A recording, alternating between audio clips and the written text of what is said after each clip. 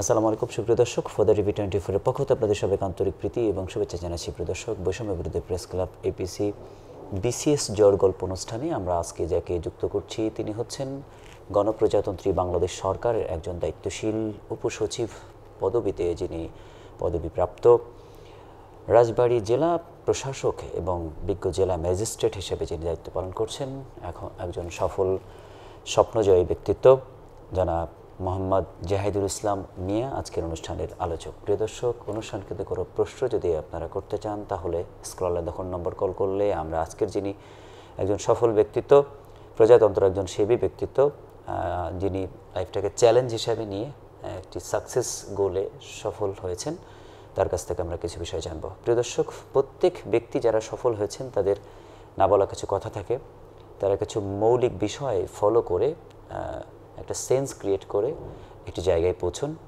আজকের আলোচকের কাছ থেকে আমরা সেই সম্পর্কিত কিছু বিষয় জানব। দর্শক, আপনারা আমাদের সাথে যুক্ত থাকুন। আমাদের সাথে যুক্ত হচ্ছেন জনাব মোহাম্মদ জাহিদুল ইসলাম মিয়া। জি জনাব, আপনি দর্শক শ্রোতাদেরকে জানাতেন প্রতিটি শিশুর মতো করেই আপনারও পৃথিবীতে আগমন ঘটলো, আপনার পিতামাতা আপনাকে নিয়ে স্বপ্ন দেখা শুরু করলেন, আপনিও আস্তে আস্তে স্বপ্ন বুঝতে চাইলেন এবং স্বপ্নের সাথে নিজের স্বপ্ন যুক্ত করে আপনার আজকে এই পর্যন্ত আসছেন। আপনি দর্শকদেরকে জানান যে কি চেতনা ছিল আপনার জীবনের, কি প্রেরণা ছিল বা উৎসাহ বা উদ্দীপনার ক্ষেত্রেই কি সাপোর্ট আপনি পেয়েছিলেন? প্রথমেই পদ্মা টিভির দর্শক যারা আছেন তাদেরকে ধন্যবাদ এবং কৃতজ্ঞতা জানাচ্ছি আমাকে আজকে লাইভে সংযুক্ত করার জন্য। আসলে আমরা গ্রামে জন্ম, আমাদের উপজেলা শহরে আমাদের জন্ম, সেখানেই বড় বেড়ে ওঠা। বাবা মা চাকরিজীবী ঘরের সন্তান হিসাবে ওই সময় একটা টেন্ডেন্সি ছিল সবারই যে ছেলে মেয়ে ইঞ্জিনিয়ার হবে, ডাক্তার হবে, এক ধরনের গল্প আমরা ওই সময় স্কুলগুলোতে শুনতাম। আর ওই সময় আমাদের সময়ে আমরা যে স্কুলগুলোতে পড়ালেখা করেছি, আমার যে স্কুল ছিল, স্কুলের যারা টিচার ছিলেন এত বেশি নলেজেবল ছিলেন, আমরা তাদের নলেজ দেখে, তাদের যে জ্ঞান দেখে যে কোনো বিষয়ে আমাকে খুব অবাক করতো এবং আমাকে খুব ইন্সপায়ার করতো। আমার টিচাররা অসম্ভব রকমের ইন্সপায়ারিং ছিলেন। একটি কথা আমি বলি, সেটি হচ্ছে যে আমার টিচার, ইংলিশ টিচার, একদিন একটা গল্প বললেন। আমি যখন ঢাকা বিশ্ববিদ্যালয়ে ভর্তি হলাম আমাকে বললেন ঠিক একটি কথা যে বাবা, তুমি 4 বছর যদি পরিশ্রম করো 40 বছর তার ফল পাবে। এই যে একটা কথা বললো, এটা কিন্তু আমাকে খুব স্টাক করলো। তো তারপর স্কুল জীবন শেষ করে ঢাকা শহরে আসলাম। এর আগে ছাত্র জীবনে হয়তো কয়েকবার আসা হয়েছে, কিন্তু এইভাবে ঢাকায় থাকবো সেই উদ্দেশ্যে আসা হয়নি। ঢাকা বিশ্ববিদ্যালয়ে ভর্তি হব। তো আমার মনে হয় আমার লাইফের টার্নিং পয়েন্টটা ছিল ঢাকা বিশ্ববিদ্যালয়ে ভর্তি হওয়াটা। ঢাকা বিশ্ববিদ্যালয়ে যখন আমি ভর্তি হলাম তখন জীবনের অনেকগুলো সেক্টর, অনেকগুলো স্টেপ আমাকে বিভিন্নভাবে অবমুক্ত করলো, আমাকে বিভিন্ন পথ দেখালো। বিশেষ করে আমি ব্যক্তিগতভাবে মনে করি যে আপনি অনেক মেধাবী হতে পারেন, কিন্তু আপনি যদি এটিকেট না জানেন, ম্যানার না জানেন, তাহলে ওই মেধার আসলে কতটুকু মূল্য আছে, আপনি কার সাথে কী ধরনের আচরণ করতে হবে, কাকে কতটুকু রেসপেক্ট দিতে হবে, একজন মানুষকে কতটুক রেসপেক্ট নিয়ে কথা বলতে হবে, সেটি যদি আপনি না শিখেন আসলে ওই পড়াশোনার খুব একটা ভ্যালু আছে বলে আমার কাছে মনে হয় না। ঢাকা বিশ্ববিদ্যালয় যেটা করলো আমাকে সেই সোশ্যালাইজেশন বলতে, সেই জিনিসটা আমাকে শেখালো, আমার কাছে সেটি মনে হয়েছে। সেক্ষেত্রে প্রাচ্যের ভ্যানিশ বলতে যে একটা কথা আছে, সেটা শিক্ষার ভ্যানিশ, একটা ভ্যানিসিজম এমন কিছু পেলেন কিনা, একটা আলাদা জগৎ, একটা আলাদা ভুবন ঢাকা বিশ্ববিদ্যালয়ের প্রতিটি জায়গা আপনাকে দিল কিনা, যে এখানে স্বপ্ন দেখলে যেন সফল হওয়ার জন্য একটা শক্তি মেলে কিনা, মেলে এমন কিনা? আসলে লাইফের আজকেও মনে হয় যে আবারও যদি ঢাকা বিশ্ববিদ্যালয়ে ফেরত যেতে পারতাম, জীবনে যেটা মিস করি সেটা হচ্ছে ঢাকা বিশ্ববিদ্যালয়। জীবনে অনেকেই হয়তো অনেক বড় অফিসার হবে, অনেক কিছু হবে, বাট আমার কাছে মনে হয় যে to be a student of a Dhaka বিশ্ববিদ্যালয়, ঢাকা ইউনিভার্সিটি, এটা অনেক বড় একটা পাওয়া। কারণ এখানে আপনাকে শুধু শিক্ষা দেয় না, আপনাকে মানুষ হওয়া শেখায়। আপনাকে উন্মুক্ত পরিবেশে আপনাকে আপনার চয়েস, আপনার কি চয়েস আপনার লাইফের জন্য ঠিক করবেন সেটা আপনাকে, সেই সুযোগটা আপনাকে করে দেয়। আপনার কোনো বাধ্যবাধকতা নাই, যেখানে কোনো বাইন্ডিংস নাই, চয়েস ইজ ইয়োর্স। সেই প্লেসটা কিন্তু ঢাকা বিশ্ববিদ্যালয় আপনাকে করে দেয়। আপনারা যে সময় পড়াশোনা করেছিলেন, আপনি বলেছেন যে আপনি প্রান্তিক উপজেলা শহর থেকে রাজধানীতে এসেছিলেন। আপনি প্রান্তিক উপজেলার নামটি দর্শক শ্রোতাদেরকে জানাবেন। আরেকটি ব্যাপার হচ্ছে প্রান্তিক থেকে রাজধানীতে আসা, এই নতুন আবহাওয়ার সাথে নিজেকে মেলে ধরা এবং নিজের স্বপ্নের সাথে খাপ খাওয়ানো, চারিদিকে কা কা শব্দ বা ঝঞ্ঝাবাতের নানা রকম যানবাহনের শব্দের যে পরিবেশ ঢাকা সিটি, সেই সিটিতে আবার নিজের টার্গেট বা গোলকে স্থির রাখাটা অনেকের জন্য অনেক প্রবলেম হয়ে দাঁড়ায়, বা অনেকে ফ্যামিলি থেকে সে ধরনের অর্থ সহায়তা না পাওয়ার কারণে একটা টিউশন করে নিজের রুটি রুজি করার ব্যাপারগুলিরও প্রেশার থাকে। আপনি এই সমস্ত জায়গাগুলিকে কিভাবে ওভারকাম করেছিলেন? খুবই প্রাসঙ্গিক একটা প্রশ্ন করেছেন। যখন ঢাকা বিশ্ববিদ্যালয়ে ভর্তি হলাম, আমরা প্রান্তিক, আমি যে শহরটিতে বড় হয়েছি সেটি হচ্ছে টাঙ্গাইল জেলার ভবাপুর উপজেলা। সেই প্রান্তিক শহর থেকে যখন আমি ঢাকা বিশ্ববিদ্যালয়ে ভর্তি হলাম, যেহেতু আমার ঢাকায় কোনো নিজের বাড়িঘর নাই, তখন আমি এই জন্য আমাদেরকে হলে থাকার ব্যবস্থা করতে হলো। তো হল লাইফে যখন প্রথম পা দিলাম, তখন একটি অন্যরকম একটি অনুভূতি। প্রথম দিকে একটু নিজের মধ্যে একটু অস্বস্তি লেগেছিল, কারণ আমাদেরকে অনেকেই গণরুমে থাকতে হয়েছে। তারপরে আপনি জানেন প্রথমে একটা গণরুমে থাকতে হয়, তারপরে সেখান থেকে আস্তে আস্তে ডাবল রুমে, তারপর সিঙ্গেল রুমে যেতে হয়। এটা প্রথম দিকে মনে হয়েছে, কিন্তু আসলে সেই গণরুমে থাকারও যে কি মজা, সেখানে যে এত কষ্ট করে পাতলা ডালের গল্পও তো আছে, আবার পাতলা ডালের গল্প আছে, ছারপোকার গল্প। একদিন মুরগি, আমার একটা বন্ধু, আমার ইয়ারমেট, ও মুরগি খাচ্ছে, মুরগিতে কামড় দিয়েছে, কামড় দেওয়ার সাথে সাথে রক্ত বের হয়ে গেছে। তো এগুলো আমাদের কোনো ম্যাটার করতো না। ডালের মধ্যে তেলাপোকা থাকবে, শাকের মধ্যে একটা পোকা থাকবে, এগুলো খুব একটা তখন ম্যাটার করতো না। এগুলো হয়তো আমরা ফেলে দিয়ে খেয়ে নিতাম, কারণ তখন ওটা শুধু আমাদের খেতে হবে, খাওয়াটা বিলাসিতা ছিল না, এটা আমাদের নেসেসিটি ছিল। আর হল লাইফে আপনি যেটা বলেছেন যে আর্থিক, যে আমাদের স্বাভাবিকভাবে যখন একটি পরিবারের, আমরা তিনটা ভাই বিশ্ববিদ্যালয়ে পড়ালেখা করেছি, তিনটা ভাইকেই একজন চাকরিজীবী বাবা মার জন্য কিন্তু কষ্ট পড়ালেখা। সেই ক্ষেত্রে আমাদের, যেমন আমি ব্যক্তিগতভাবে 3টা টিউশনি করতাম ইংলিশ মিডিয়ামের, এবং এই টিউশনি করাতে শুধু আমার আর্থিকভাবে আমাকে সচ্ছল করেনি, আমাকে অনেক বেশি পড়ালেখার জন্য ইন ডেপথ একটা নলেজ ক্রিয়েট করেছে।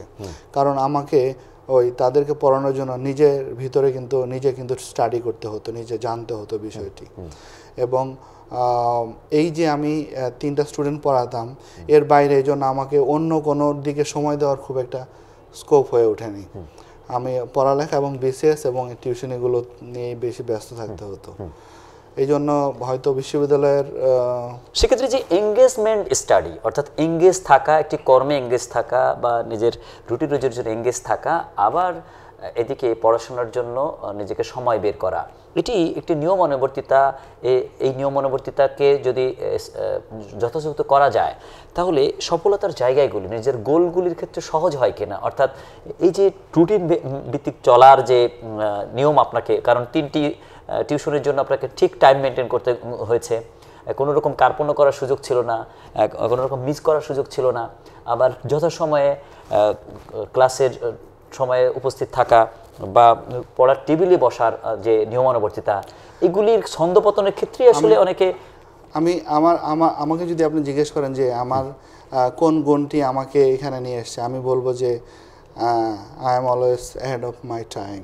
আমি সময় মতো কাজটা করতে পছন্দ করি এবং সবগুলো যে কাজগুলোই ছিল সেগুলো আমি ইন টাইম করার চেষ্টা করতাম এবং আমি আমার স্টাডিটাকেও ওই টাইম সেগমেন্ট আলাদা আলাদা করে ভাগ করে নিতাম যে এই সময়টা আমি এই বিষয়টা পড়বো, এই সময়টা আমার টিউশনের জন্য থাকবে, এই সময়টা আমি আমার ইউনিভার্সিটির পড়া পড়বো, সেগুলো আলাদা আলাদা ভাগ করে নেওয়ার চেষ্টা করতাম।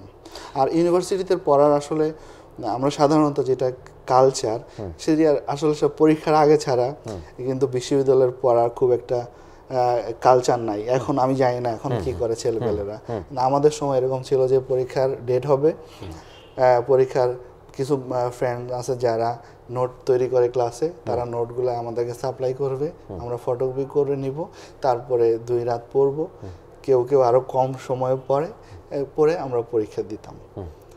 এটাই কিন্তু ইউনিভার্সিটির যে আমাদের যে আমি সোশ্যাল সায়েন্সে ইন্টারন্যাশনাল রিলেশনসে পড়ালেখা করেছি, তো সেখানে একটা কালচার ছিল এরকম।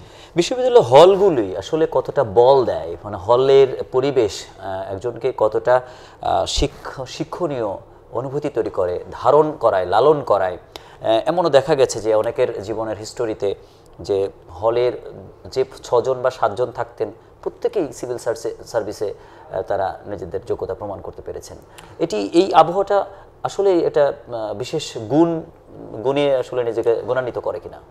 আসলে যারা হলে থাকে তাদের যখন স্টোরি শুনবেন আপনি, তখন মনে হবে যে আপনি অনেক ভালো আছেন।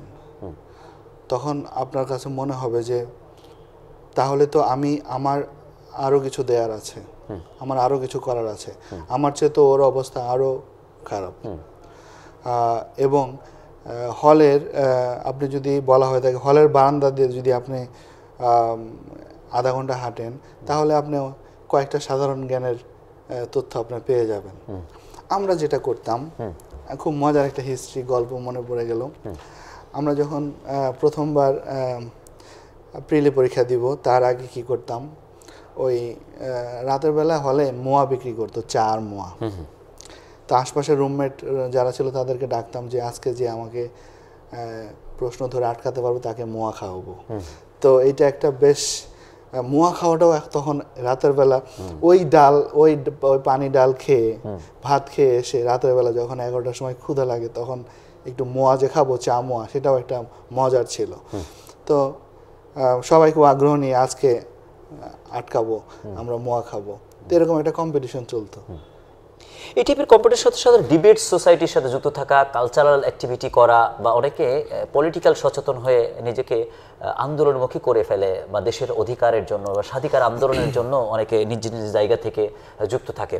এই যুক্ত থাকাগুলি কি তাকে ইমপ্রুভ করে নাকি তার লক্ষ্য থেকে বিচ্যুত করে? অনেকে দেখা যায় যে এই জায়গা থেকে পজিটিভ থেকেও অনেকে সফল হন, অনেকে এই জায়গা থেকে বিচ্যুত হয়ে তিনি তার লক্ষ্য থেকে বিচ্যুত হয়ে যান। আসলে বিচ্যুত হওয়ার সংখ্যাটা খুব বেশি তা বলা যাবে না। লক্ষ্যে স্থির থেকে প্রদর্শিত হয়েছে তাদের লক্ষ্য অনুযায়ী সেটাও বলা যাবে না, বাট আমি বলবো সফলতার হারই বেশি। যে কারণ হচ্ছে যে তাদের সবার যেটাই করুক, যেটাই করুক সবার মধ্যে একটি ভিতরে একটি সবসময় প্রত্যয় থাকতো যে আমাকে একটি ভালো জায়গায় যেতে হবে, এটি সবার মধ্যেই থাকতো। আমরা যত যে আমি যেটা বলতে চাই যে সবার মধ্যে একটা ডাইভার্সিফাইড একটা প্লেস হচ্ছে হলগুলো বা বিশ্ববিদ্যালয়। সেখানে আপনার একটা ওপেননেস আছে, আপনি আপনার মতো চয়েস মতো করতে পারবেন। সেখানে আপনাকে আপনার ফ্রেন্ডরা, আপনার রুমমেটরা, আপনার পাশের রুমের বড় ভাই, তারা কিন্তু গাইড করবে এবং তারা কিন্তু বেশ, আমাদের সময় আমরা দেখেছি যে ভাইয়েরাও গাইড করতো আমাদেরকে কোন সাবজেক্ট নিলে ভালো হয়, মানে কোন বিসিএসে কোন টপিক, কোন আমরা এরিয়াটা চুজ করলে ভালো হয়, কোন ক্যাডারটা ভালো হয়, আমাদের কিন্তু বড় ভাইরা সবসময় ইন্সপায়ার করতো। তাছাড়া অনেক সময় আরও বিভিন্ন সোশ্যাল অ্যাক্টিভিটিদের সাথেও কিন্তু আমাদেরকে যুক্ত হওয়ার জন্য এনকারেজ করতো। বিসিএস এর জন্য কি ধরনের কারিকুলাম আপনি আপনার জায়গা থেকে ফলো করেছিলেন? বিসিএস এ কেউ প্রথমবারে হয়ে গেছেন, কেউ 2 বার 3 বার 4 বার 5 বার পর্যন্ত বিসিএস দিয়েছেন, তবুও তিনি সাকসেস জায়গায় পৌঁছতে পারেন নাই। সেক্ষেত্রে এই উপযোগিতার ক্ষেত্রে কি কি বিষয় ফলো করে বা নিজেকে কতটা স্কিল করে এই পরীক্ষার দৌড়ে আসলে দৌড়ানো উচিত? আসলে বিসিএস এর জন্য আমাদের পরিশ্রম ছিল অস্বাভাবিক একটা পরিশ্রম আমরা করেছি। আমি বলবো আমার লাইফে ঢাকা বিশ্ববিদ্যালয়ে ভর্তির জন্য যতটা পরিশ্রম করেছি তার চেয়ে অনেক বেশি পরিশ্রম করতে হয়েছে আমার এই বিসিএস এর জন্য। এবং সেই পরিশ্রমের ফল হিসাবে আমি প্রথমবার বিসিএস দিয়েছিলাম, সেখানে আমি ভাইবা দিয়েছিলাম সেই 24তম বিসিএসে, বাট আনফর্চুনেটলি আমি সেখানে আমার জবটা এনশিওর করতে পারিনি। এরপরে আমি দমে যাইনি, আমি আরও বেশি মনোযোগ দেওয়া শুরু করলাম এবং আমার মধ্যে একটা জিদ চেপে গেল যে আমাকে এখানে যেতেই হবে। কেন অন্যরা পারে, কেন আমি পারবো না? আমাকে পারতেই হবে। এবং আমি একটা পর্যায়ে প্রায় তখন অনেক কিছুকেই কাট করে দিলাম। কাট করে দিয়ে মানে আমার একটা জেদ চেপে গেল যে আমাকে ফেরত, আমি ভাইবা দিয়ে এসছি, আমি কনফিডেন্ট ছিলাম, আমার মনে হয়েছিল যে আমি প্রথমে কোয়ালিফাই করব, এরকম একটা নিজের মধ্যে একটা কনফিডেন্স ছিল। কিন্তু যখন আমি ফেল করলাম তখন আমার মধ্যে খুব জেদ চেপে গেল। সেকেন্ড টাইম আমি আরও ভালোভাবে প্রিপারেশন নিলাম। অনেকেই হয়তো, যেহেতু লম্বা সময়, এই সময়টাকে স্টেডিলি ধরে নিয়ে এগিয়ে যাওয়া একটু চ্যালেঞ্জিং, তারপরেও আমার সেই প্রত্যয়টা ছিল, আমি সেটাকে কোনোভাবেই যাতে আমি ফেল না করি সেই জন্য চেষ্টা করে গিয়েছি। আমাদের পিতামাতা যারা তাদের সন্তানকে সফল করতে চান, বিসিএস ক্যাডার বানাতে চান বা ডক্টর ইঞ্জিনিয়ার বানাতে চান বা প্রজাতন্ত্রের সর্বোচ্চ গ্রেডের কোনো জবের জন্য তৈরি করতে চান, তারা অনেক সময় তাদের সন্তানদের উপরে প্রেশারের এমন একটা লেভেলে চলে যান যে সন্তানটি আসলে বিপথে চলে যায় বা সে ফেল করে, মাইন্ড ফেল করে। তার পজিটিভিটিটাকে নেগেটিভিটির পরিবর্তন করার জন্য পিতামাতা অনেক সময় বা আত্মীয় স্বজন অনেক সময় ভূমিকা রাখেন। এই জায়গায় প্যারেন্টসদের আসলে কি ভূমিকা থাকা দরকার? আপনার ক্ষেত্রে আপনার প্যারেন্টস আসলে কি ধরনের ভূমিকা রেখেছিলেন? আমার ক্ষেত্রে আমার বাবা ব্যাংকে চাকরি করতেন। বাবা ব্যাংকার হিসেবে অনেক ব্যস্ত থাকতেন। মূলত মা অনেক পরিশ্রম করেছেন আমাকে আজকে এই পর্যন্ত আনার পেছনে, পড়ালেখার পেছনে মায়ের অনেক অবদান। আমার খুব দুঃখ হয় যে I lost my mother in 2020. 2020 সালে আমি আমার মাকে হারিয়েছি। আমার মায়ের অনেক পরিশ্রম ছিল, কিন্তু কখনো আমার চয়েসকে আমার বাবা মা কখনো তারা চাপিয়ে দেয়নি যে আমি কোন সাবজেক্টে পড়বো, আমি কোন বিষয়ে পড়বো, কখনো চাপিয়ে দেওয়ার চেষ্টা করেনি। তারা আমাকে বোঝানোর চেষ্টা করেছে। আমি যেটা বলতে চাই যে জোর করে চাপিয়ে দিয়ে কাউকে সফল করা যায় না, তাকে বোঝাতে হবে এবং তার মধ্যে ইন্সপায়ারেশন দিতে হবে যে কেন তাকে এই গোলটা স্থির করতে হবে এবং এটা কেন অর্জন করতে হবে। সেটা যদি তাকে ইন্সপায়ার না করা যায় তাহলে শুধু চাপিয়ে দিয়ে এটা অর্জন করা খুব টাফ। আপনি আপনার আলোচনার শুরুতে যেটি বলেছিলেন যে আপনার টিচাররা খুব লার্ন ছিলেন। এই লার্নের টিচার আমাদের প্রবণতা, এখন যেহেতু আমাদের ডিজিটাল গ্রাউন্ডে আছি, সেই জায়গায় আমাদের টিচারদের মধ্যে আগের কি সুন্দর টিচার পাইতাম নাকি বর্তমানে আরও বেশি সুন্দর পাচ্ছি? টিচিং ক্যাপাবিলিটির বিষয় নিয়ে আপনার কাছে আসলে কী ধরনের অভিজ্ঞতা রয়েছে? যেহেতু আপনি প্রজাতন্ত্রের সেবী, বিভিন্ন জায়গায় বিভিন্ন নির্বাহী দায়িত্ব আপনি পালন করেছেন, বিভিন্ন স্কুল ভিজিটে গেছেন, বিভিন্ন টিচারদের মুখোমুখি আপনার হতে হয়েছে, তাদের বডি ল্যাঙ্গুয়েজ আপনাকে আসলে কি বুঝিয়েছে? আসলে আমাদের সময় যে টিচাররা ছিলেন, এখনকার সময়ে আসলে কম্পেয়ার করাটা খুব টাফ হয়ে যায়। তাদের যে নলেজ ছিল, তাদের যে আইকিউ লেভেল ছিল, তারা যেভাবে ছাত্রদেরকে পড়াতেন, তাদের যে ডেডিকেশন ছিল, তাদের ছাত্রটাকে তারা নিজেদের ছেলে মনে করতেন, মেয়ে মনে করতেন এবং মনে করতেন যে আমার সন্তান, তারা তাদের সন্তানকে যেভাবে গড়ে তোলেন, আমার কাছে মনে হতো যে আমার টিচারগুলো আমাদেরকে সেই সন্তানের মতো করে গড়ে তুলেছেন। সেক্ষেত্রে আমাদের শিক্ষাকার্যক্রমের কিছু কবিতা, কিছু কথা আমাদেরকে আসলে অনেক কিছু মিস করিয়ে দিচ্ছে কিনা। বাদশাহ আলমগীর কুমারে তাহার পড়াইতো এক মৌলবী দিল্লির, সকালে উঠি আমি মনে মনে বলি সারাদিন আমি যেন ভালো হয়ে চলি। এই যে আদেশ করেন যেন যারা মরগুরু জনে, আমি যেন সেই কাজ করি ভালো মনে, এইগুলি দিয়ে এই সমস্ত গল্পকথা কল্পকথা আসলে শিক্ষার্থীর জন্য কতটা নিয়ামকপূর্ণ বা কতটা আসলে তাদেরকে মানে হৃদয় জাগানিয়া আসলে তৈরি করতে পারে? আসলে আমরা যে আপনি যে কবিতাগুলোর কথা বললেন, সকালে উঠি আমি মনে মনে বলি সারাদিন আমি যেন ভালো হয়ে চলি, আদেশ করেন যাহা মোর গুরুজনে। তারপরে আমরা রবীন্দ্রনাথ ঠাকুর বা কাজী নজরুল ইসলামের যে কবিতাগুলো পড়তাম, তারপরে একটা কবিতা ছিল যে এটা কি ছিল যে মাকে নিয়ে যাচ্ছি অনেক দূরে, একটা কবিতা ছিল হ্যাঁ। তো সেইগুলো আমাদেরকে যেভাবে ইন্সপায়ার করতো, এখন ছাত্ররা আসলে কবিতাটা যতটা না ইন্সপায়ার করতো, আমাদেরকে যে পড়ানো হতো, পড়ানোর যে স্টাইলটা ছিল সেটা আমাদেরকে বেশি ইন্সপায়ার করতো। এবং এটার যে কবিতাগুলোর মিনিং যেভাবে আমাদেরকে বোঝানো হতো, যে সমাজের যে বাস্তবতাকে ফুটিয়ে তোলা হতো, সেগুলো আমাদেরকে যেভাবে আমাদের হৃদয়ে গেঁথে যেত। আমি জানি না এখনকার যে কবিতাগুলো সেগুলোকে কতটুকু এরকম বাস্তব ধর্মী এবং কিভাবে তারা আত্মস্থ করছে এবং এটা তাদেরকে গাঁথিয়ে দিতে পারছে কিনা, এটা আমার কাছে একটু মনে হয় যে একটু বৈপরীত্য লাগে আপনার কিছুটা। আমাদের শিক্ষা কারিকুলামের সেট আপ 2000 সালের আগে এক ধরনের এবং 2000 সালের পরে এক ধরনের হলো। তখন ছিল ডিভিশন ভিত্তিক, তখন ছিল লেটার ভিত্তিক, পরবর্তীতে গ্রেড ভিত্তিক, জিপিএ ভিত্তিক। এই দুই ভিত্তিকের মধ্যে আপনি আপনার জায়গা থেকে কিভাবে পার্থক্য বিন্যাস করতে চান, যেহেতু আপনি ওই জায়গাগুলো আপনি টাচ করে এসেছেন বা দেখে এসেছেন বা বুঝে এসেছেন? পরবর্তীতে গ্রেডিং সিস্টেমটিকে, জিপিএ ভিত্তিক সিস্টেমটিকে আপনার কাছে আসলে কোনো অভিজ্ঞতা দেয় কিনা?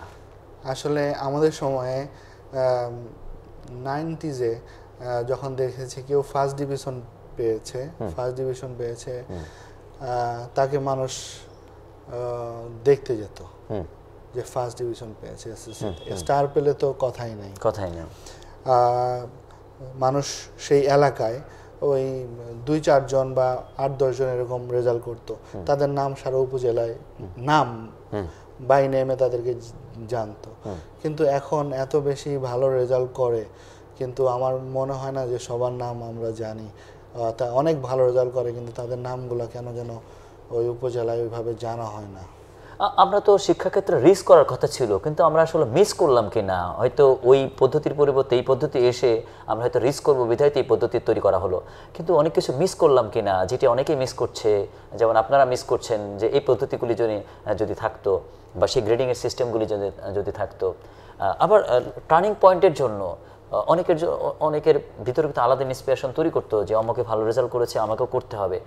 ওই সফল শিক্ষার্থীর কাছে যখন আরেকজন শিক্ষার্থী দেখা করতে যেত, এমন আছে যে ওই ফিরে আসার পর থেকে সে জীবনে আর ফিরে তাকাতে হতো না, এমন ঘটনাও ঘটেছে। সেক্ষেত্রে এই জায়গাগুলো আমরা কিভাবে আসলে অন করতে পারি? আমি আপনাকে একটা এক্সাম্পল দিয়ে বলি।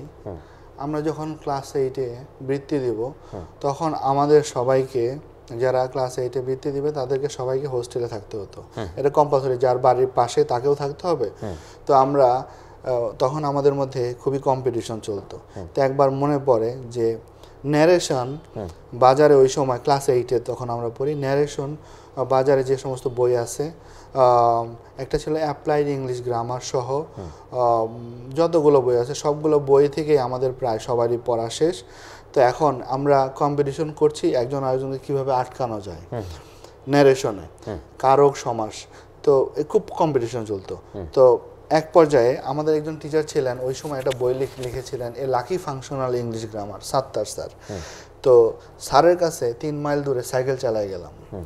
যাওয়ার পরে বললাম, স্যার ন্যারেশন তো কাউকে আটকানো যাচ্ছে না, একটা ন্যারেশন শিখাই দেন যে ওদেরকে স্যার আটকাতে পারি। তো এই কথা শুনে স্যার আমাকে একটু কান এরকম করে মলে দিলেন। তো মলে দিয়ে বললেন যে 3 মাইল দূরে তুই সাইকেল চালায় আসছিস, ন্যারেশন আটকাবি। তো একটা ন্যারেশন উনি শিখিয়ে দিলেন। তো যাই হোক, এইভাবে ছিল আমাদের কম্পিটিশনটা, এইভাবে চলতো।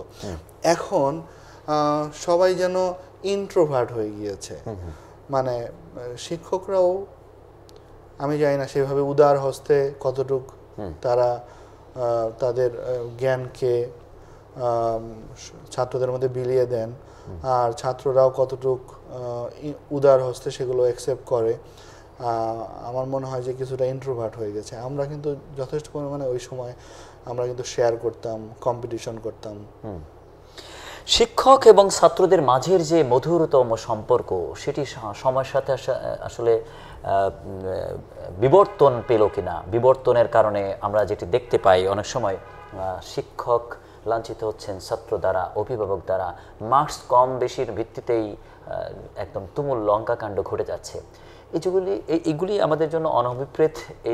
এই জায়গাগুলিকে অ্যাড্রেস করে আসলে কিভাবে শিক্ষক এবং ছাত্রের মধুরতম সম্পর্কগুলি বিনির্মাণ করার শিক্ষা ব্যবস্থা চালু করা যায় বলে আপনি মনে করেন?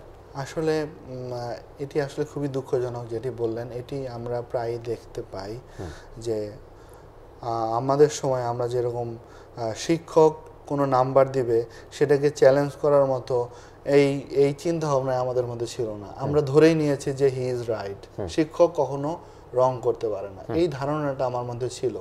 কিন্তু এই আমাদের সময় এবং আমাদের আগেও আমরা আমাদের বড় ভাইদের কাছ থেকে শুনেছি যে শিক্ষক তার পড়াশোনার ক্ষেত্রে, মার্কিং ক্ষেত্রে কোনো রং করবে, এরকম আমাদের মাথায় কখনো আসতো না।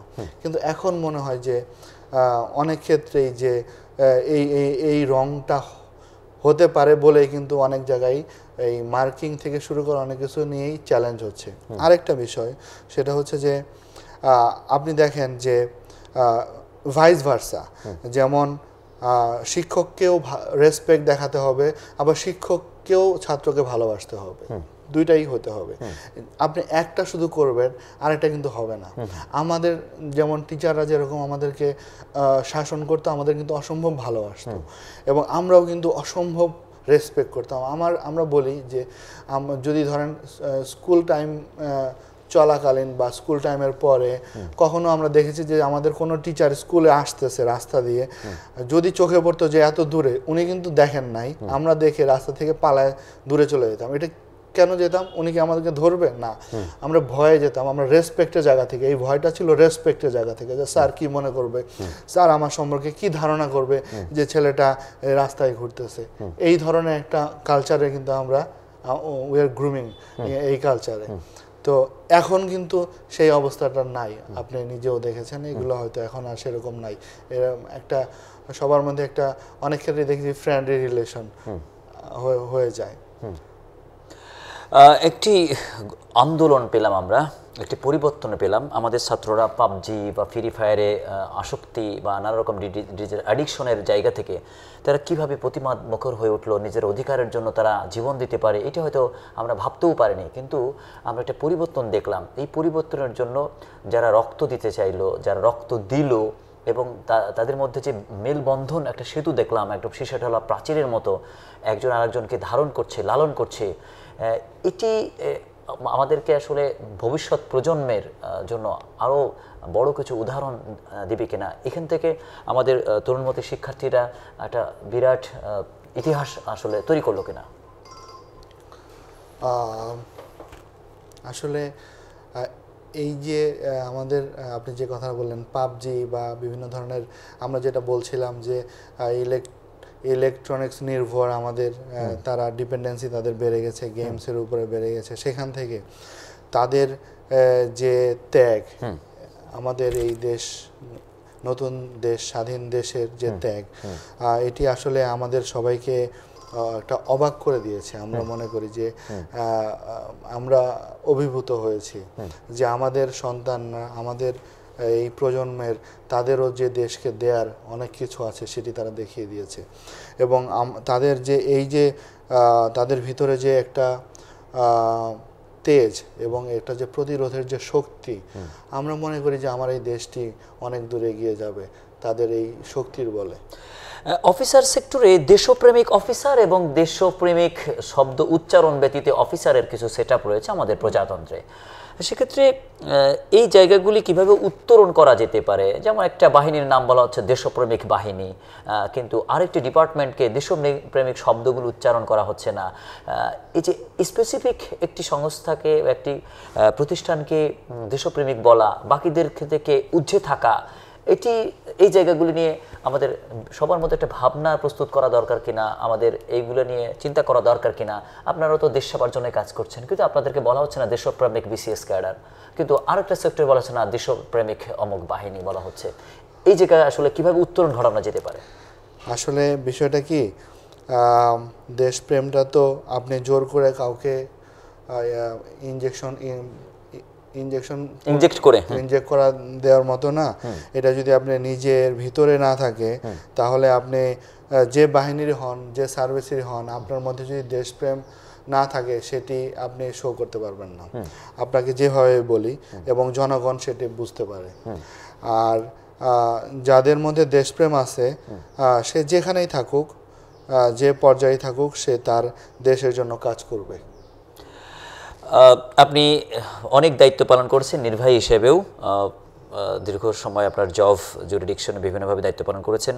হৃদয়গ্রাহী দু একটি ঘটনা দর্শক শ্রোতাদের জন্য, যা আপনাকে ভালো লাগা দিয়েছে, যা বা আপনাকে কষ্ট দিয়েছে, মাঝে মাঝে স্মৃতিপটে মনে পড়ে অমুকটি ওই কাজটি আমি সফল হয়েছিলাম বা ওই কাজটি আমি সফল হতে পারিনি, এমন দু একটি উদাহরণ যা আপনাকে আসলে শিখিয়েছে, বুঝিয়েছে, আপনাকে থমকে দিয়েছে।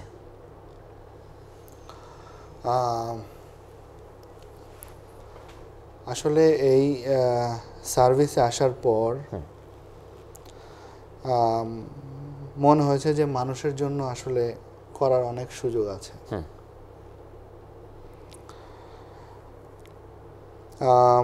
আমরা যখন মাঠ পর্যায়ে কাজ করি, বিভিন্ন টায়ারে কাজ করি,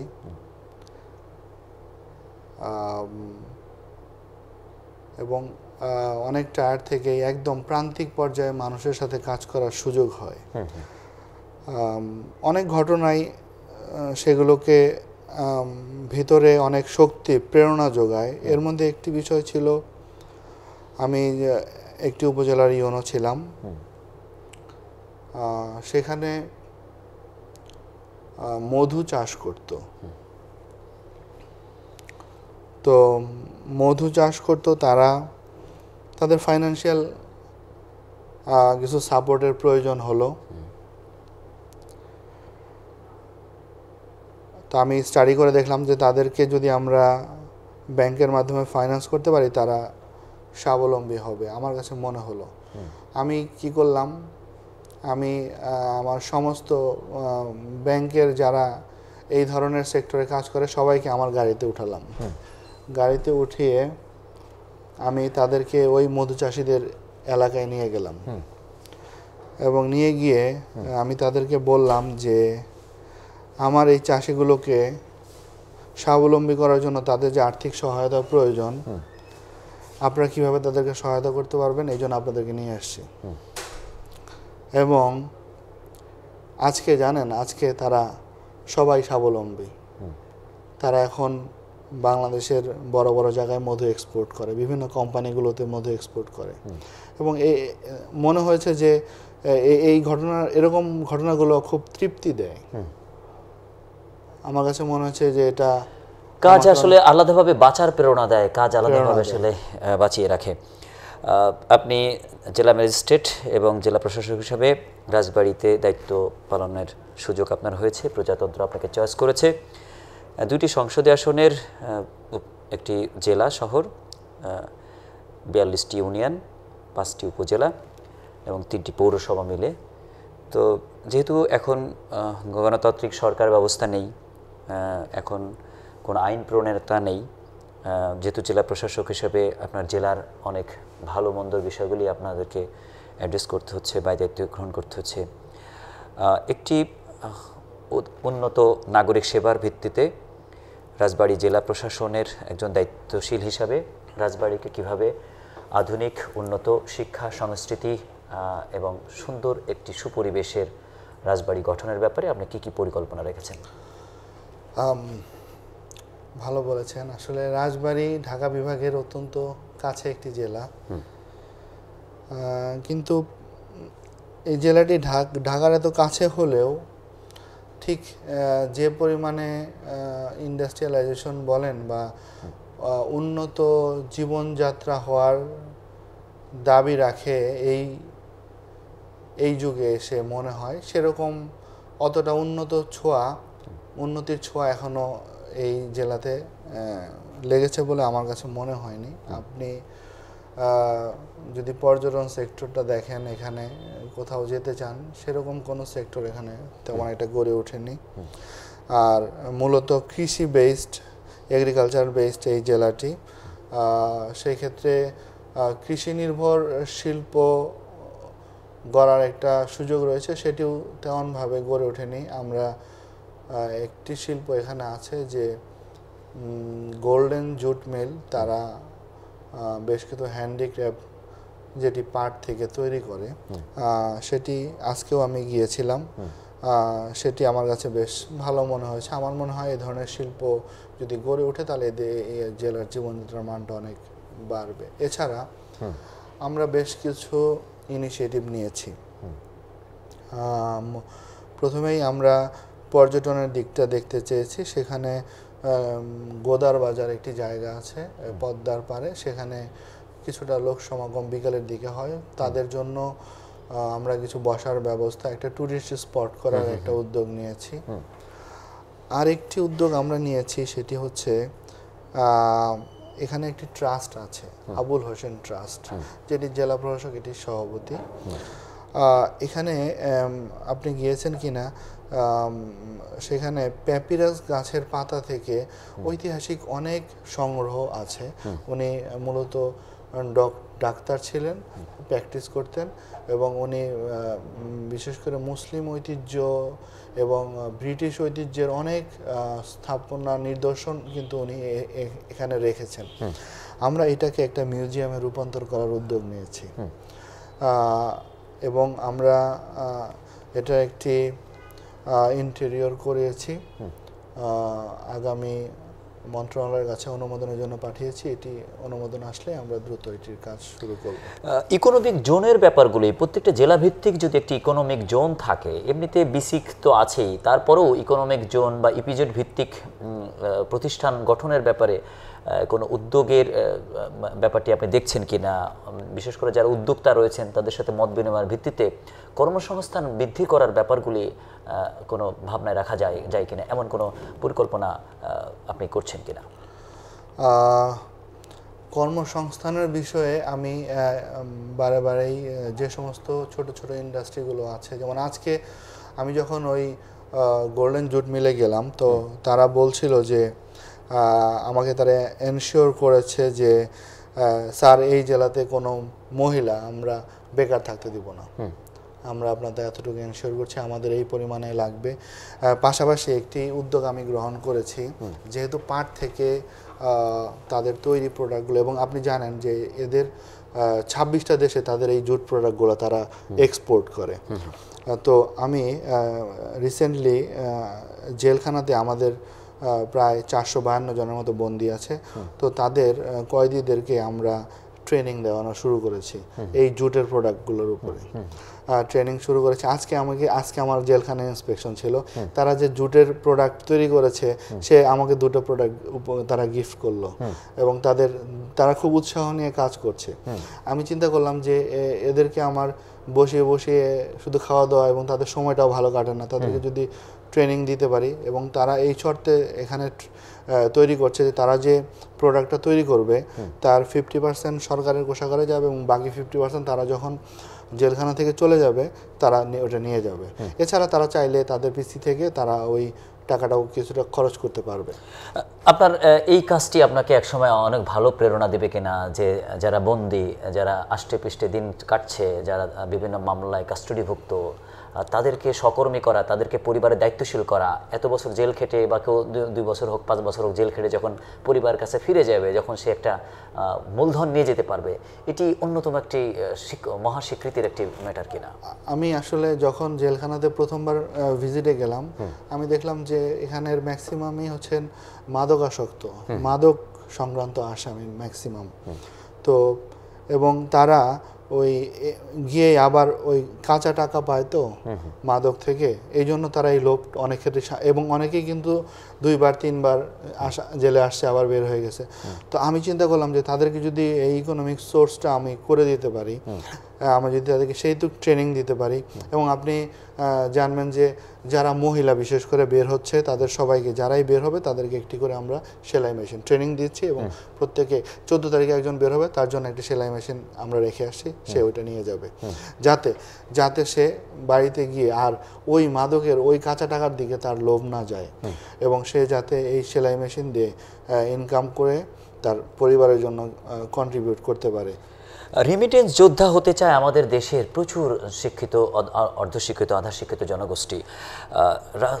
রাষ্ট্র যদি তাদেরকে একটু পেট্রোনাইজ করে তাহলে তারা অনেক দালালির থেকে বেঁচে যাবে, বা রাষ্ট্রীয়ভাবে যদি তাদেরকে অ্যাড্রেস করানো যায় যে তুমি কোন দেশে যেতে চাও, এই জায়গাগুলি নিয়ে আসলে কোনো বিশেষ ভাবনা রাখা যেতে পারে কিনা। কেননা রেমিটেন্স আমাদের রাষ্ট্রের অর্থনৈতিক খাতের অন্যতম একটা প্রধান ভিত্তি হয়ে দাঁড়িয়েছে। 1,20,00,000 রেমিটেন্স যোদ্ধা কিন্তু সারা বিশ্বে ছড়িয়েছে এবং দেশকে তারা রিপ্রেজেন্ট করছে, আমাদের অর্থনীতিকে চাঙ্গা করছে। এই জায়গাটি নিয়ে আসলে বিশেষ ভূমিকা। গত সপ্তাহে আমরা যারা রেমিটেন্স আমার এই জেলাতে পাঠায়, যে সবচেয়ে বেশি পাঠায় তাকে আমরা পুরস্কৃত করলাম, এবং আমরা সে একটি কথা বলল যে আমরা দেয়াল ছাড়া বন্দি ওই দেশে। তা আমরা যারা ছিলেন আমরা বললাম যে যারা আসলে বিদেশে, আমরা আপনার সাথে পুরোপুরি আমি একমত যে আজকে আমাদের যে ক্রাইসিস তৈরি হয়েছিল, ডলারের ক্রাইসিস, পেমেন্টের জন্য, তারা রেমিটেন্স যোদ্ধাদের যে ভূমিকা সেটি যদি না থাকতো তাহলে আমাদের কিন্তু আরও অনেক বেশি স্ট্রাগল করতে হতো বিভিন্ন পেমেন্টের ক্ষেত্রে, বিশেষ করে যেগুলো ডলার রিলেটেড পেমেন্ট বা বিদেশি কারেন্সির সাথে জড়িত যে পেমেন্টগুলো আছে, সেই ক্ষেত্রে তাদের এই অবদান। এবং আমরা আমার সামনে যারা ছিলেন তাদেরকে বললাম যে এই যে রেমিটেন্স যোদ্ধারা, তারা ওই দেশে গিয়ে তারা যে দেশপ্রেম শো করে, কিন্তু এই ব্যক্তিটি যে দেশপ্রেম, যখন সে বিদেশে যায় কাজ করে, তার মধ্যে সমস্ত চিন্তা ভাবনা থাকে দেশের জন্য করার, দেশের প্রতি তার অসম্ভব ভালোবাসা থাকে। কিন্তু সে যখন দেশে আসে, সে যেটা ভিজুয়ালাইজ করে আসে, সে যে দেশকে যেভাবে কল্পনা করে, সে কিন্তু প্রত্যেকটা সেক্টরে সেটা পায় না। সে প্রত্যেকটা জায়গা থেকে তার ভিতরে একটা নেগেটিভ একটা অ্যাটিটিউড আমরা তাদের প্রতি শো করি, সেই এয়ারপোর্ট থেকে নামার পর থেকে। এবং এইটি যদি আমরা তাদের প্রতি পজিটিভ আচরণ করতে পারি, এই পজিটিভ আচরণ যদি আমরা ইভেন পরিবারের পক্ষ থেকেও কিন্তু তাদের প্রতি অতটা পজিটিভ আচরণ করা হয় না, তারা শুধু পরিবারও মনে করে যে টাকার মেশিন হিসেবে দেখে, রাইট, টাকার মেশিন হিসেবে দেখে যে আবার কবে গেলে আবার টাকা পাঠাবে, কেন থাকবে। আমরা এই সেন্টিমেন্টটা চেঞ্জ করতে চাই। এই সেন্টিমেন্টটা যদি চেঞ্জ করতে পারি, আর যদি এটাও আমি বলেছি যদি আমরা চেঞ্জ না করতে পারি, একটা জেনারেশনের পরে থার্ড জেনারেশন তারা কিন্তু আর তাদের কিন্তু ওই ফিলিংসটা আর থাকবে না। এখন যারা গিয়েছে তারা যেহেতু এই দেশে জন্মগ্রহণ করেছে, এবং একটা সময় যখন তাদের ছেলে মেয়েগুলো কিন্তু তখন কিন্তু তাদের মধ্যে এই ফিলিংসটা অনেকটা কমে যাবে, যদি আমাদের এই পরিবেশটা তারা যেভাবে এক্সপেক্ট করে সেই পরিবেশটা আমরা এনশিওর করতে না। সেক্ষেত্রে জেলা প্রশাসন রেমিটেন্স সেল খুলতে পারে কিনা? রেমিটেন্স সেলের মেসেজটি যদি সবার কাছে পৌঁছে যায়, যে যারা রেমিটেন্স যোদ্ধা হতে চায় বা যারা হচ্ছে, সবাই যদি কানেক্টেড থাকে, জেলা প্রশাসন যদি তাদেরকে অ্যাড্রেস করতে পারে এবং তাদের বুনিয়াদী প্রশিক্ষণ বা তারা বিদেশে কোন সমস্যাগুলো ফেস করছে, সে যদি তার জেলার অফিসারের সাথে কথা বলতে পারে, তার জেলার কোনো দায়িত্বশীলের সাথে কথা বলতে পারে, সেটি তার জন্য অনেক বেশি সহজ হবে কেন? কারণ অনেকে দূতাবাস চিনে না, এটা তাদের কাছে অনেক কঠিন হয়ে যায়। প্রবাসী সেল কিন্তু মন্ত্রণালয়গুলো আছে, মন্ত্রণালয়ের তাদের একটা প্রজেক্টও আছে রেইজ, সেই প্রকল্পের মাধ্যমে কিন্তু তারা এই কাজগুলো করে থাকে।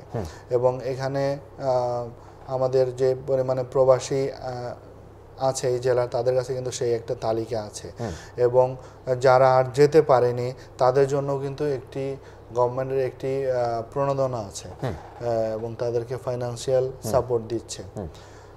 তো এটি কিন্তু প্রবাসী কল্যাণ মন্ত্রণালয় থেকে তাদের জন্য করা হচ্ছে, এই ধরনের সেলও আছে এবং এটা করা হচ্ছে। জি, আমরা অনেক আলোচনা করলাম। এই আলোচনা থেকে আমরা বিদায় নিতে চাচ্ছি। পরবর্তী অনুষ্ঠানে আবার আপনাকে যুক্ত করব। দর্শক শ্রোতা, রাজবাড়ির জনগণ যারা সফল হতে চান তাদের জন্য, যে পিতামাতা তার সন্তানকে সফল করতে চান তাদের জন্য আপনার সর্বোপরি বক্তব্য। রাজবাড়ির জনগণের প্রতি আমার অনেক শুভেচ্ছা রইল জেলা প্রশাসনের পক্ষ থেকে। আমরা বলবো যে আমাদের রাজবাড়ী জেলাটি কৃষি নির্ভর একটি জেলা। আমরা কৃষিতে শুধু কৃষি নির্ভর থাকবো অবশ্যই, কিন্তু কৃষিতে আমরা প্রযুক্তির ছোঁয়া লাগাতে চাই। আমরা প্রযুক্তিকে আমাদের কৃষির সাথে আমরা এক করে আগাতে চাই, কারণ বর্তমান যে বিশ্ব ব্যবস্থা সেখানে কিন্তু প্রযুক্তির একটি দাপট চলছে। আমাদের কিন্তু এই কৃষি সেক্টরে প্রযুক্তির ব্যবহারকে কাজে লাগাতে হবে এবং আমরা আমাদের যে সুনাম আছে পেঁয়াজ এবং পাট উৎপাদনে, সেটি যেন আমাদের অক্ষুণ্ণ থাকে। আমরা দেশের প্রোডাকশনে, বিশেষ করে পেঁয়াজ প্রোডাকশনে যেন কন্ট্রিবিউট করতে পারি, সেই লক্ষ্যে আমাদের কৃষক ভাইদের প্রতি আমার রইল অনুরোধ যে আপনারা আপনাদের সেই দক্ষ হাতে সেই কাজগুলো করবেন। এবং পাশাপাশি আমার রাজবাড়ী জেলার যে ছাত্র সমাজ আছে তাদের প্রতি আমার যে অনুরোধ রইল সেটি হচ্ছে যে অবশ্যই আমাদেরকে পড়াশোনা করতে হবে এবং হার্ড ওয়ার্ক করতে হবে। এবং কোনো কিছুই এমনিতেই আসে না। আমরা যারা সামনে থাকি তাদের মনে হয় যে আমরা সবাই স্টেজ পারফর্ম করছি, কিন্তু এই স্টেজে আসার পেছনে আমাদের যে হার্ড ওয়ার্কটা আছে সেটি করতে হবে। সেটি করতে পারলে তাহলেই সফলতা আসবে। আমার এটি পরামর্শ। জি, আপনাকে আমাদের সাথে যুক্ত থাকার জন্য ধন্যবাদ জানাচ্ছি। প্রিয় দর্শক, এতক্ষণ যুক্ত ছিলেন একজন প্রজাতন্ত্র দায়িত্বশীল, একজন সফল ব্যক্তি। আজকের আলোচক অনেক আলোচনা করেছেন। শেষ আলোচনা দিয়ে যদি আমরা কথা বলতে চাই, সেটি হচ্ছে যে আমরা মঞ্চের সামনের লোকের সংখ্যা বেশি দেখি এবং মঞ্চে যারা থাকেন বা স্টেজে যারা থাকেন তাদের সংখ্যা কম দেখি। তাহলে আপনি আপনার জায়গা থেকে আসলে কোন সারিতে থাকতে চান, দর্শক সারিতে নাকি মঞ্চের বক্তার সারিতে? যদি বক্তার সারিতে আপনি আসতে চান তাহলে আপনাকে যা যা করতে হবে সেটির জন্য যদি আপনি ইন্সপিরেশন না রাখেন, ধারণ করেন, লালন না করেন, সেটির জন্য আপনি আলাদা রিহার্সাল না করেন, তাহলে কিন্তু আপনাকে দর্শক সারিতে থাকতে হবে। এখন দর্শক সারিতে থেকে আপনি আষ্টেপৃষ্ঠে সাধারণ জীবনযাপন করবেন, নাকি আপনি স্টেজে এসে নিজের রোল প্লে করতে চান, নিজেকে দক্ষ করতে চান, যোগ্য করতে চান, পড়াশোনা করে নিজের স্বপ্নগুলি সফল করে বা যে কোনো কারিগরি বিষয়েই ভালো দক্ষতা এবং যোগ্যতা উন্নয়ন করে নিজেকে পরিবারের জন্য সফল ব্যক্তি তৈরি করতে চান, সেটির জন্য আপনাকে পজিটিভ সেন্স রাখতে হবে, ইতিবাচক মানসিকতা রেখে আপনাকে দৃঢ়পথ থাকতে হবে, আপনাকে অধ্যবসায়ী হতে হবে। এই বিষয়গুলি অ্যাড্রেস করে আসুন আমরা প্রত্যেকের জায়গা থেকে দায়িত্বশীল হই এবং সুন্দর একটি বাংলাদেশ বিনির্মাণ করার জন্য পরিবারের একজন দায়িত্বশীল হিসেবে নিজেকে গড়ে তোলার জন্য আমরা নিজেদেরকে গুরুত্ব দেই, নিজেদেরকে আমরা ধারণ করি, লালন করি। দর্শক, পরবর্তী অনুষ্ঠানে নতুন কোনো আলোচককে বা আজকের আলোচককে পুনরায় নতুন কোনো স্টেশনে নতুন কোনো বিষয় নিয়ে যুক্ত করার প্রত্যাশা রেখে আজকের মতো বিদায় টানছি। আমাদের সাথে থাকুন। আসসালামু আলাইকুম। ধন্যবাদ। আসসালামু আলাইকুম।